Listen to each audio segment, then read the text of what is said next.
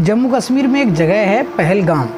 पहलगाम में कुछ भारत के ही कुछ लोग वहाँ पहुँचे थे समय बिताने, टहलने, घूमने, टूरिस्ट के तौर पर।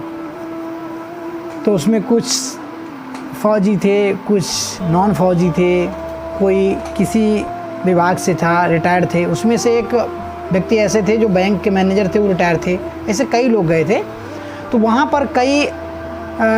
पर कुछ आतंकवादी संगठन के कुछ व्यक्तियों ने आकर के उनका रिलीजन, उनका धर्म पूछ करके उन पर गोलियां चलाईं और वहाँ पर 28 लोगों की मृत्यु हुई, 28 व्यक्तियों की।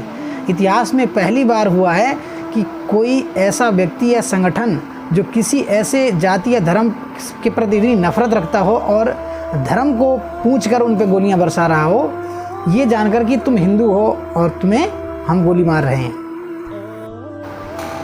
और इन गोली चलाने वालों को अगर पकड़ा जाए और इनसे बैठ के अगर बात की जाए, यानी पूछा जाए कि मान लो तुमने गोली चला करके उन व्यक्तियों को मार दिया, तुम्हारा अंतिम उद्देश्य क्या है, तुम क्या चाहते हो, तुम्हें मिला क्या। और किसी के कहने से या किसी के उकसाने से तुम किसी के पति की, किसी के भाई की, किसी के बेटे की या एक ऐसे व्यक्ति की तुमने जान ले ली जिसके ऊपर उनके बच्चे की, उसकी पत्नी की, उसके घर की, कई लोगों की जिम्मेदारी थी।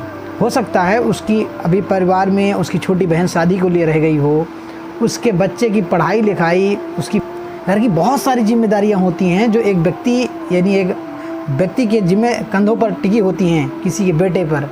और ये चंद कुछ लोग हैं जो अपना इनका क्या उद्देश्य है ये समझ में नहीं आ रहा है, तो अपने उद्देश्य की पूर्ति के लिए किसी की जान ले रहे हैं, किसी का घर उजाड़ दे रहे हैं, किसी मांग सिंदूर उजाड़ दे रहे हैं। बताइए, उसमें एक व्यक्ति की एक पिक्चर बहुत वायरल हो रही है जो एक पत्नी अपने पति के पास बैठी है बगल में, रो रही है और उसके 6 दिन शादी को हुए थे और इन लोगों ने उसको मार दिया।